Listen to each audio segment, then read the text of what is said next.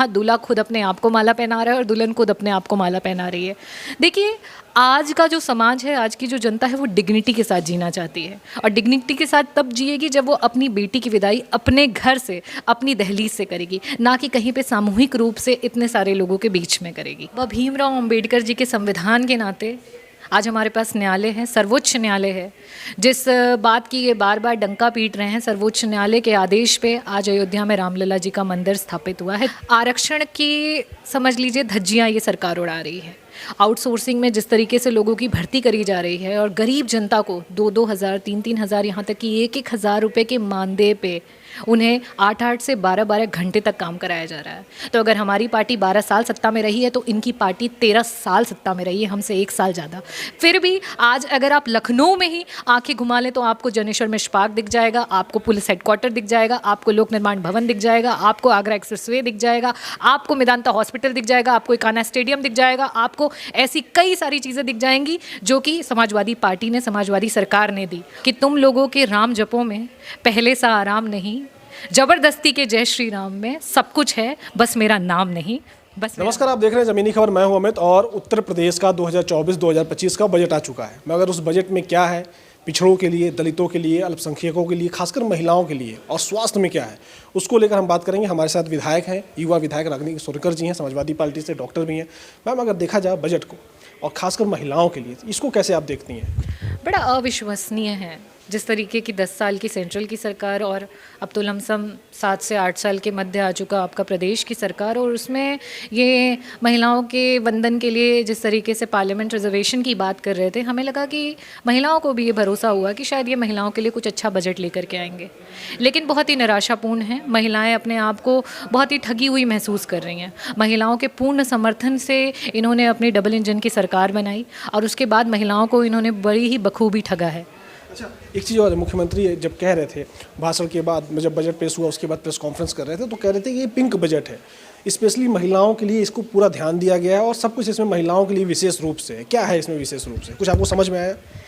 अगर मैं एक गरीब परिवार की बात करूं, चाहे वो दलित हो, बैकवर्ड हो, अल्पसंख्यक समाज का हो, आदिवासी समाज का हो, जो अपनी बेटी की शादी करने में सक्षम नहीं रहता है, उस बेटी की शादी करने के लिए इन्होंने एक समय ऐसा था कि एक बजट आवंटित किया था कि उस परिवार को वो कुछ अमाउंट जो था वो उनके खातों में देते थे, जिससे वो अपने पूरे सम्मान के साथ अपनी बच्ची को अपने घर से विदा कर सकते थे।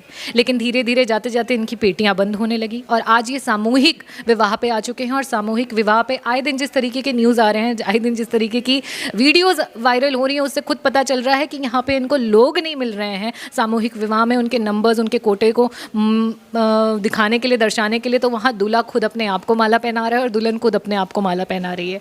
देखिए, आज का जो समाज है, आज की जो जनता है, वो डिग्निटी के साथ जीना चाहती है और डिग्निटी के साथ तब जिएगी जब वो अपनी बेटी की विदाई अपने घर से, अपनी दहलीज से करेगी, ना कि कहीं पे सामूहिक रूप से इतने सारे लोगों के बीच में करेगी। अच्छा, एक चीज़ और है, सरकार का ये जो बजट है, क्योंकि अब चुनाव आ गया 2024, केंद्र सरकार का 10 बजट और उत्तर प्रदेश सरकार के 7 बजट, कह रहे हैं कि इससे $1 ट्रिलियन इकोनॉमी की तरफ उत्तर प्रदेश बढ़ चुका है। स्वास्थ्य की सेवाओं में, अगर आप गांव में, क्षेत्र में जाते होंगे, तमाम लोग रोजगार के लिए देखते होंगे कि रोजगार के लिए इजराइल जा रहे हैं, तो क्या लग रहा है कि इजराइल नहीं जाएंगे लोग आगे इस बजट के बाद? क्या इस बजट के बाद जो तमाम MOU हुए हैं वो ज़मीन पर उतर जाएंगे? क्या ये सब बजट में है?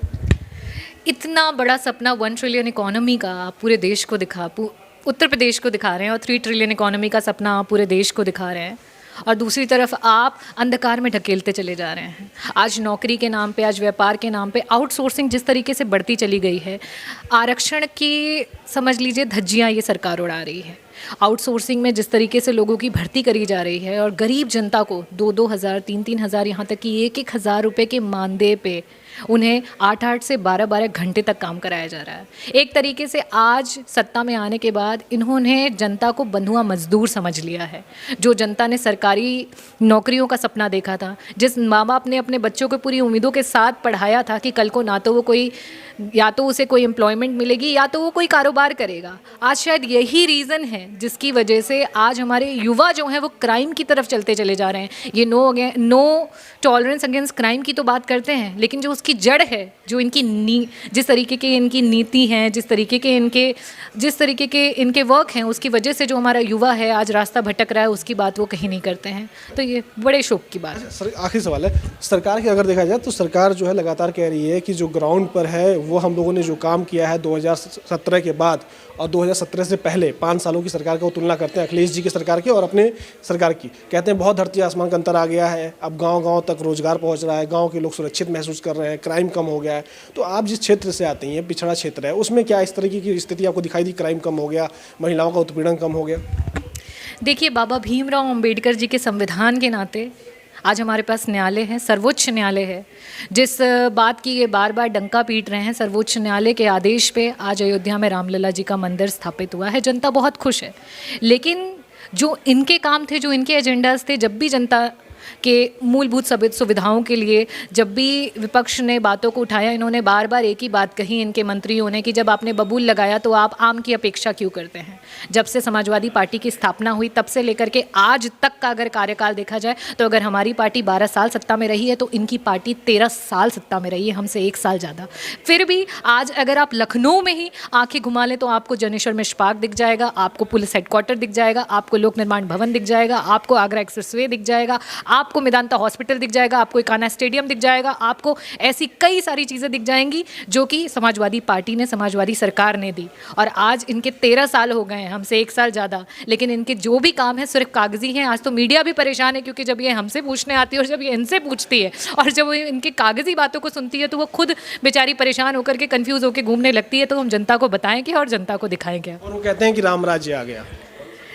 राम राज्य, आज अगर रामलला होते तो ये जिस तरीके के राम राज्य की परिभाषा देते हैं, रामलला भी यही कहते कि तुम लोगों के राम जपों में पहले सा आराम नहीं, जबरदस्ती के जय श्री राम में सब कुछ है, बस मेरा नाम नहीं, बस मेरा नाम नहीं।